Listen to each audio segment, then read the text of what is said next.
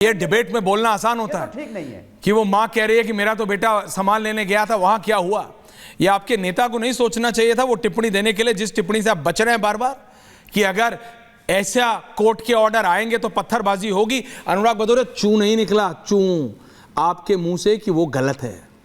चू अभी भी आप नीचे देख रहे हैं, बगले झांक रहे हैं। Anurag ji, I asked the administration, I asked the police, कैसे होने दिया? अगर सपा या कोई वो जो एलिगेशन लगा रहे हैं कि सपा ये कर रही है, तो मैं कह रहा हूं आपने होने कैसे दिया? आपने सपा को सक्सेसफुल कैसे होने दिया? या उसको भी, किसी को भी जो इस तरह से दंगे करना चाहता है। लेकिन अनुराग भदौरिया, आपके नेता और इतने सीनियर नेता इस तरह की टिप्पणी दे रहे हैं। अनुराग भदौरिया, अगर जज साहब से अगर आप सेटिस्फाइड नहीं है, अगर आप जुडिशरी से सेटिस्फाइड नहीं है, अगर आप कोर्ट के डिसीजन से सेटिस्फाइड नहीं है, जो अभी सरवर साहब ने कहा एवरीवन ऑन एयर, तो आप बड़े कोर्ट में जाइए। वो प्रणाली है, वो संविधान है, वो कॉन्स्टिट्यूशन है। सरवर साहब, आप डिसएग्री करते हैं पर्सनली, जाइए, सड़क पे थोड़ी लड़ेंगे, पत्थर थोड़ी मारेंगे। आचार्य जी, सड़क पे आने वाली किसी भीड़ का हम कभी समझ, बस तो ये बोलिए, आप लोगों को लोग फॉलो करते हैं। आधा सवाल कर रहे हैं उनसे, भदौरिया जी से एक और सवाल कीजिए कि प्रोफेसर साहब बोल के तो चले गए, अब घटना के बाद जो बच्चे चले गए हैं उनके परिवार के लिए क्या करेंगे ये, और इस मुकदमे के आगे पैरवी कैसे होगी? ये मजिस्ट्रेट जांच से समस्या का समाधान हो जाएगा क्या? कई और सवाल हैं जो इनकी पार्टी पर अब पूछिए, लग रहे हैं। सब इनको आना पड़ेगा मैदान में, तो ये बताएं ना क्या कर रहे हैं।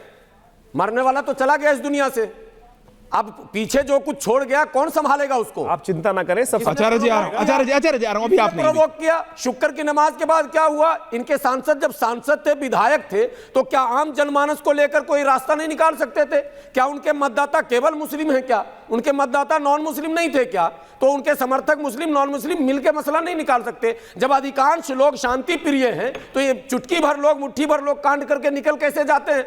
तो सवाल सबसे यही है हमारा, हम ये नहीं कह रहे कि सड़क पर आ जाओ, और ये मैं तो सदैव विरोध करता हूं बड़े से बड़े मुद्दे पर। आ रहा हूं अनुराग जी, मैं वक्फ पर भी ईश्वरिया जी, जो सड़क की राजनीति है उसका विरोधी हूं। आप डायलॉग करें, बात करें, रास्ता निकालें, लेकिन अदालतों को भी इस तरह के संवेदनशील मुद्दों पर कम से कम गंभीर हो जाना चाहिए कि भाई हम जिस पर फैसला सुनाने जा रहे हैं ये मुद्दा मस्जिद मंदिर का है। इतना आसान काम आपने एक पक्ष को सुना भी नहीं, समझा भी नहीं, और आपने एकदम फास्ट ऑर्डर कर दिया, और एक सर्वे होने के बाद दोबारा जो है डीएम साहब और एसपी साहब लेके पहुंच जा रहे हैं। ऐसे नहीं होता सर, ये व्यवस्था, ये सवाल कई पैदा होते हैं और इसका जवाब जनता सुनना चाहती है। यही तो पूछता है भारत कि आखिर ये सब कैसे अचानक हो रहा? आप सपा और भाजपा वाले लड़िए, लेकिन चले गए, उसका क्या होगा? अनुराग भदौरिया, राकेश जी ऑल्सो, क्या होगा? क्या राकेश जी ऑल्सो उलझे रहेंगे? 3 पीपल। अनुराग भदौरिया जी, देखिए, एक बात तो एसपी ने बड़ी अच्छी बोली कि नेता के भड़कावे मत आइए। बिल्कुल सही कह रहे हैं, नेता के बच्चे मतलब जो मंत्री हैं अभी सरकार में, वो तो लाल बत्ती से चल रहे हैं, उनके बेटे भी सब इधर उधर बाहर अच्छी तरह चल रहे हैं, सरकारी बंगला भी मिला हुआ है मंत्री महोदय को, जितने मंत्री हैं, अधिकारियों को भी सरकारी तो आपके सांसद भी दादा के पोता ही है। को क्यों ये नफरत की राजनीति में झोंकना चाहते हैं? सवाल ये बहुत बड़ा है। ये बताइए, किसी नेता के बच्चे तो नहीं आते उसमें, बड़े बड़े नेता हैं भाई, साहब खुद क्यों नहीं थे मौके पर? मंत्री हैं, उनके बच्चे का गरीब मुसलमान को आप कहां भेज दिए वहां लड़ने के लिए भाई?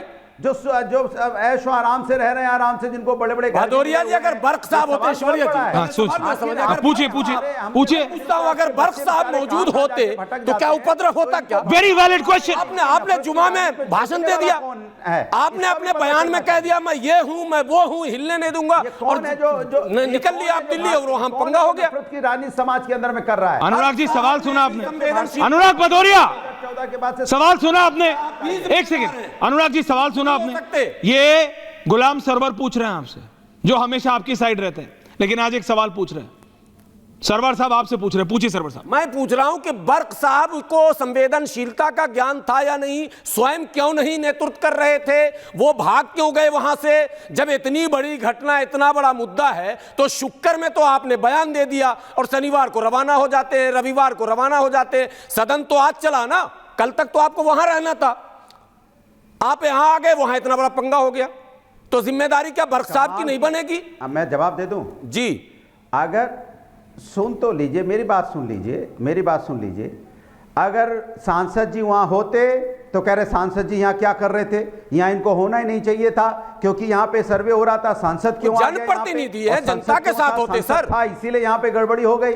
आप नहीं, वो प्रशासनिक कार्यों में बाधा डालने नहीं होते, बल्कि बाधा डालने वालों को रोकते। भाई सवाल पूछ लिया तो जवाब सुनिए। अनुराग भदौरिया पार्टी ये बताइए ना, आप कार्रवाई क्यों नहीं कर रहे हैं? जियाउर रहमान बर्क को आज अखिलेश यादव अपने बगल खड़े करके आज संसद में उनका बचाव क्यों कर रहे हैं? आप कहिए कि जियाउर रहमान बर्क बताइए, पुलिस प्रशासन, डीएम, कमिश्नर, एसएसपी क्या कर रहे हैं? वो क्या कर रहे थे वहां पे? उनकी क्या जिम्मेदारी है? क्या पुलिस प्रशासन की जिम्मेदारी नहीं है? तो सारी जिम्मेदारी समाजवादी पार्टी की है, तो समाजवादी पार्टी को जिम्मेदारी दे दीजिए फिर, और बोलिए कि नहीं नहीं आप ही की जिम्मेदारी। नहीं, you are absolutely right. Administration, सरकार करनी है, आपको भी सारा भैया जो भी हो, जिसके ऊपर राकेश त्रिपाठी जी इल्जाम लगा रहे हैं, वो आदमी सक्सेसफुल कैसे हो गए? ये तो कमाल है। वो आदमी सक्सेसफुल कैसे हो गए? जिम्मेदारी तो राकेश जी की है। आखिरी में आ रहा हूं राकेश जी, आचार्य जी एंडिंग कमेंट्स। इस एलिगेशन में बहुत बड़े विशेष तौर पर बोलना चाहूंगा कि यहाँ डिबेट के अंदर कई लोगों ने प्रोवोक करने का प्रयास किया, सरकार के खिलाफ प्रोवोक करने का प्रयास किया, न्यायालय के खिलाफ। 1991 एक्ट को पढ़ेंगे तो उसके अंदर एएसआई प्रोटेक्टेड साइट्स में सर्वे किया जा सकता है, और वो उस एक्ट के अंदर प्रोटेक्टेड नहीं है।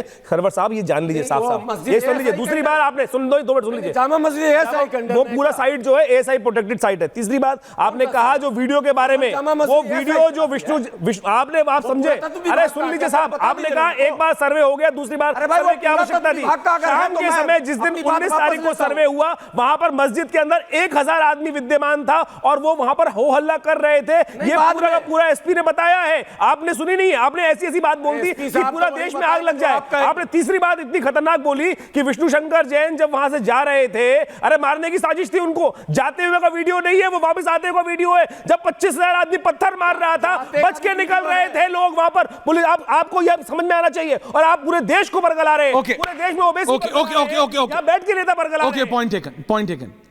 सरवर साहब एंडिंग 30 सेकंड्स। मैं केवल एक बात कहता हूं, देखिए बहस घंटों हो जाए, मसले का हल नहीं है। सत्य सामने सबसे बड़ी बात है, सत्य सामने आना चाहिए। ओके आचार्य जी आपने बोला, आचार्य जी आपने बोल लिया। सबसे बड़ी बात है कि एक अफवाह बार बार या नैरेटिव कि वो पाकिस्तान चले जाओ, कब्रिस्तान ये सब नहीं है। क्या मतलब है? सबको होगा, सब भारतीय हैं, सबका पड़ोसी हिंदू मुस्लिम है, तो सब भारतीय उसमें क्या है भाई? कॉलेज हो, स्कूल हो, कहीं भारतीय हैं, क्या दिक्कत है? एक दूसरे से अलग नहीं है, तो फिर साथ रहने के रास्ते निकालने होंगे, साथ रहने के रास्ते निकालने होंगे जी। हमें आते हैं रास्ते, मैं यही ये जो बिगाड़ रहे हैं रास्ते, उन्हें रास्ता दिखाना पड़ेगा। जो रास्ता बिगाड़ना चाहता है उसे रास्ता दिखाना। अरे जो मोहन भागवत ने कह दिया, बात खत्म हो गई। भाईचारा राकेश जी आरएसएस प्रमुख बोल चुके हैं, हर मस्जिद में शिवलिंग देखने की जरूरत नहीं है, रामलला विराजमान हो चुके हैं। Rakesh ji ending comments. क्योंकि मैं इतनी बात फिर दोहराऊंगा कि इस देश के संविधान पर सबको यकीन रखना होगा। जी बिल्कुल। न्यायपालिका के फैसले से डिसएग्री है, अपील करिए, हाथों में पत्थर लेकर के, जमावड़ा बना करके न्यायपालिका को चुनौती देने की कोशिश करेंगे, समाज को डराने की कोशिश करेंगे, तो निश्चित तौर पर कानून का डंडा पूरी कठोरता से चलेगा, और ऐसे उपद्रवी तत्वों के खिलाफ राष्ट्रीय सुरक्षा कानून जैसे कठोरतम कानूनों के तहत कार्रवाई होगी। और समाजवादी पार्टी कितनी भी कोशिश करे कि ऐसे लोगों को हम बचा लेंगे, बचा किसी को नहीं पाएंगे। मैं उन लोगों से अपील कर रहा हूं कि ये सफाइयों के चक्कर में अपने कैरियर को बर्बाद मत करिए। जो आगे ये बात ठीक है, कोई भी हो, बीजेपी, सपा, आम आदमी पार्टी, कांग्रेस, जो भी जितनी पार्टियां हैं, कोई भी प्रदेश, ये सब इस सब में नहीं आना चाहिए। युवाओं को समझना चाहिए